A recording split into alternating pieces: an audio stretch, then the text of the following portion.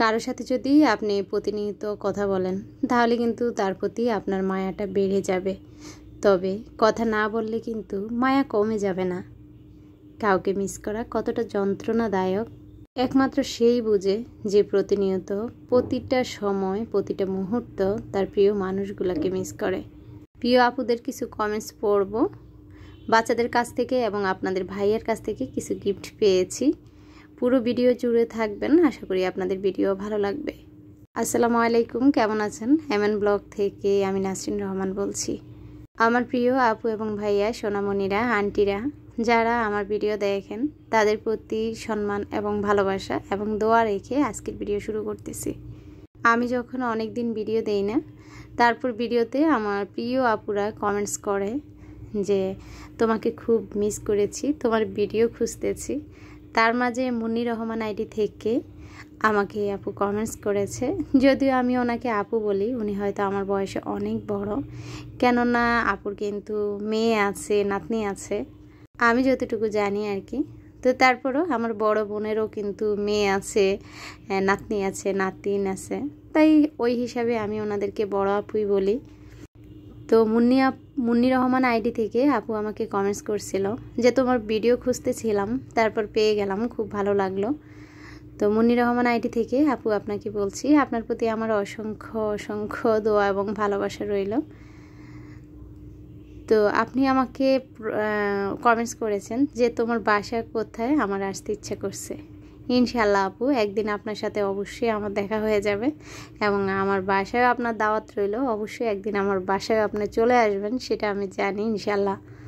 Online প্ল্যাটফর্মে এসে কত মানুষের ভালোবাসা পেয়েছি এবং না দেখেও যে মানুষকে ভালোবাসা যায় সেটা আমি হাড়ে হাড়ে উপলব্ধি করেছি।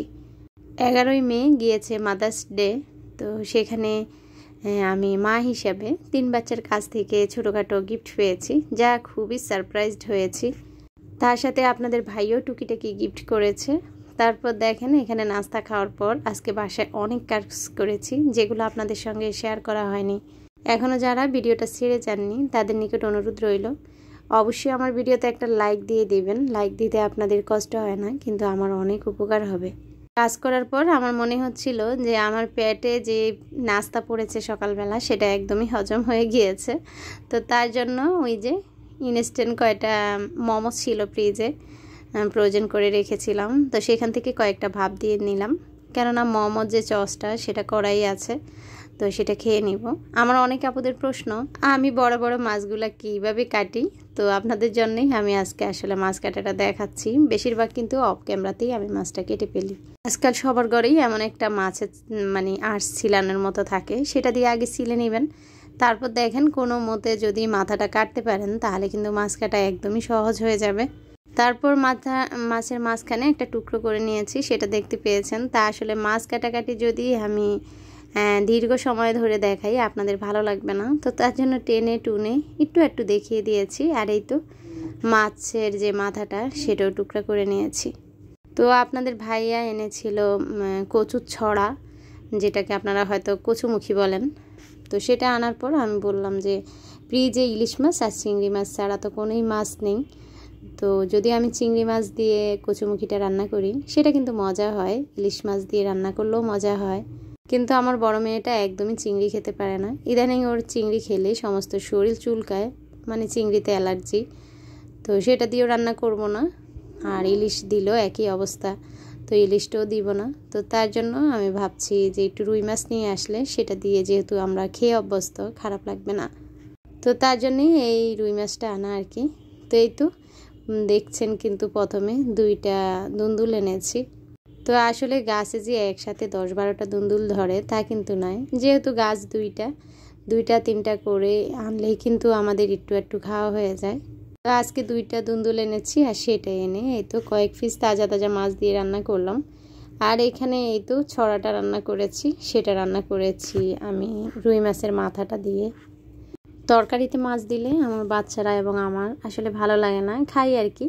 তো বেশিরভাগ এই জন্য যখন বড় মাছের কোনো মাথা থাকে সেটা দিয়ে আমি তরকারি রান্না করি, আর মাছটা আমি একটু ভুনা করে খাই। তো এই যে ভুনা মাছটা যে কত স্বাদ সেটা বোঝাতে পারবো না, আর নিজের গাছের দুন্দুল সেটা তো অন্যরকম স্বাদ। এমডি আব্দুল্লাহ আইডি থেকে আমার গত ভিডিওতে আমি আমার একটা নকশি কাঁথা দেখিয়েছিলাম, যেটা আমি বলেছি যে আমি নিজেই সেলাই করেছি। তো হয়তো আমাদের কোনো আপু হবে, আপু তোমার নাম কি? এমডি আব্দুল্লাহ আইডি থেকে। অবশ্যই আজকের ভিডিও দেখলে আমাকে জানাবা। আপু জানতে চেয়েছে নকশি কাঁথাটা কি আমি সেলাই করেছি আর মানে এঁকেছে কে। যদিও আমি আপুকে কমেন্টে রিপ্লাই দিয়েছি, আপু আমি নকশি কাঁথাটা সেলাই করেছি। তো বলেছি মাঝে মাঝে আমার বাসায় যে গেস্ট এসেছে, আর গেস্ট বলতে আমার মা বোনেরাই এসেছিল, তো তারাও একটু সেলাই করেছে আর এঁকে দিয়েছে আমার মেজো বোন। তো যাই হোক আপু আশা করি উত্তর পেয়েছ। তো দেখেন 11ই মে ছিল মাদার্স ডে। আমি যেহেতু আমার 3 বাচ্চার মা, তো আমার 3টা বাচ্চা আমাকে না জানিয়ে ওরা নিজেদের জমানো টাকা দিয়ে বড় বোনকে দিয়েছে। আর আমার বড় মেয়ে যেহেতু একটু বড় হয়েছে, কিছু কেনার মতো তার আসলে সেই বুদ্ধি বা মেধাশক্তি হয়েছে। তো যাই হোক আমাকে বলল যে আম্মু আমি আজকে মাদ্রাসা থেকে আনতে যাব আর কিছু একটা কিনবো। তো ঠিক আছে, মাঝে মাঝে আসলে ছাড়ি ওদেরকে। ঢাকা শহরটা আজব শহর, একটু চালাক না হলে, একা একা ঘুরতে না শিখলে সেটা হয় না। তো তার জন্য বললাম আচ্ছা যাও। তো আমাকে বললো যে আমি একটু দোকানে যাব, কিছু একটা কিনবো। তো বললাম কি কিনবো, যদিও আমি একটু আশ করতে পেরেছি যে হয়তো আমার জন্য কোনো গিফট কিনবে, কেননা কোনো অকেশন আসলে ওরা গিফট দেয়। কিন্তু বিশ্বাস করেন ওরা যে ভাই বোন মিলে টাকা দিয়ে কেক নিয়ে আসবে সেটা আমি কখনো ভাবিনি। তো রাতে যখন আমি এভাবে বসেছিলাম 3 ভাই বোন কেক নিয়ে এসেছে, কেকটা আমি অনেক নাচিয়েছি মানে খুশিতে। তো পৃথিবীর সকল সন্তান তার মাকে এইভাবেই ভালোবাসুক, দোয়া করি। তো এখানে আমি বাচ্চারা যে গিফটগুলো দিয়েছে সেগুলো দেখাবো। আর আপনাদের ভাইয়া বলতেছে যেহেতু মাদার্স ডে, তুমি 3 জনের মা, 3টা বাবু দিয়েছো, তা আমিও তোমাকে কিছু গিফট করি। তার জন্য আপনাদের ভাইয়া এখানে সুন্দর কিউট 2টা প্লেট এনেছে আর এনেছে ছোট্ট একটা মগ। তো এই মগটা আসলে আমার খুবই দরকার ছিল, কেননা এই মগটা কিন্তু ওয়াটার প্রুফ আর ওভেন প্রুফ, তো ওভেনে দেওয়া যায়। তো এরকম একটা মগ আছে, অনেক সময় চাটা থেকে গেলে সেটা ওভেনে দিয়ে গরম করে খাওয়া যায়। ওদিন আমার শুতে যে মানে মাথায় যে কাটা দেওয়া থাকে সেটা ভেঙে গিয়েছে। তো বললাম কাটাগুলো ভাঙতে ভাঙতে মনে হয় শেষই হয়ে যাবে। তো সেই কথা শুনে দেখেন কিউট কাটা নিয়ে এসেছে আমার জন্য, আমি তো মহা খুশি। তো বরাবরই আপনাদের ভাইয়া এগুলো কিনতে আসলে খুব পছন্দ করে, আর মাশাল্লাহ পছন্দটাও খুব সুন্দর। আমি যেহেতু রাতে বেনি করে ঘুমাই, তো তার জন্য চিকন যে রাবারগুলো সেগুলো দরকার হয়। অনেকে হয়তো মনে করবেন আপু বাচ্চাদের রাবার দিয়ে কী করবে। আর এই তো এগুলো আমার খুব পছন্দ, একটু ডিজাইন করে উপরে চুল উঠিয়ে বাঁধলে সেটা ইউজ করা যায়। তো সবগুলা জিনিসই আসলে আমার খুবই দরকার। ছোট কিছু ক্লিপও এনেছে, সেগুলো আসলে আমি নিচাকে দিয়েছি, তো সেগুলো আর ভিডিওতে আনিনি আমি। আর ওই তো কালো যে প্রথমে আমি কি বলে এটাকে সাইকেলের মতো দেখিয়েছিলাম, কথায় বলাই হয়নি, সেটা আসলে দিয়েছে আমার বড় মামুনি নিহা। তো নিহামুনি এই সাইকেলটা দিয়েছে আমাকে, আর 3 ভাই বোন মিলে আর কি কেকের টাকাটা দিয়েছে। আর এই ছোটোখাটো গিফটগুলো আমি আপনাদের ভাইয়ার কাছ থেকে পেয়েছি। তো মেয়ের এই সাইকেল গিফটটা আমার খুবই পছন্দ হয়েছে, এটা আমার উইক লিস্টে ছিল, কিনবো বলে আসলে এটা কেনা হয়নি। তো মেয়ে এটা গিফট করেছে, তাতে তো আমি মহা খুশি। তো আমি ভাবলাম এটা তো একটা ক্যান্ডেল হোল্ডার, তো যেহেতু ক্যান্ডেল তো আর প্রতিদিন জ্বালানো হয় না, তো আমি এখানে একটা রিয়েল প্লান্ট রেখে দিব।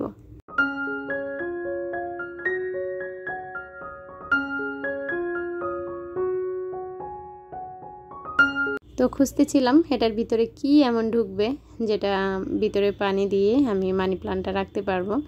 তো অবশেষে আমি এই ছোট্ট কৌটাটা আমার রান্নার রুম থেকে খালি করে নিয়েছি, আর সেটাতে পানি দিয়ে তারপর আমি মানি প্লান্টটা রাখবো। তো প্রথম দেখছিলাম মানি প্লান্টগুলো কাটা লাগবে কিনা, তারপর দেখলাম গোড়াগুলা যদি একটু আমি বটে দেই তাহলে এই মানি প্লান্টটা এখানে পুরা ঠিকঠাক হয়ে লেগে যাবে আর কি। তো তার জন্যই আসলে দেখছিলাম প্রথম, তারপর দেখলাম এটাই ঠিক আছে।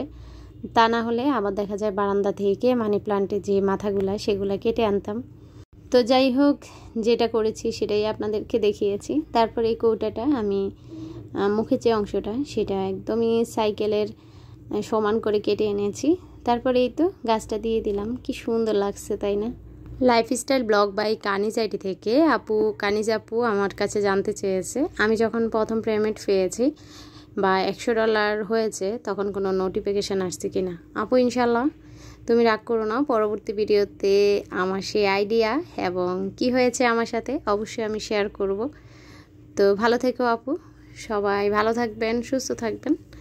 আর আমার এই আইডিয়াটা কেমন লেগেছে, বাইরে কিন্তু প্রচুর ঝড় তুফান হচ্ছে, সেই সাথে বিদায় নিচ্ছি। আল্লাহ হাফিজ।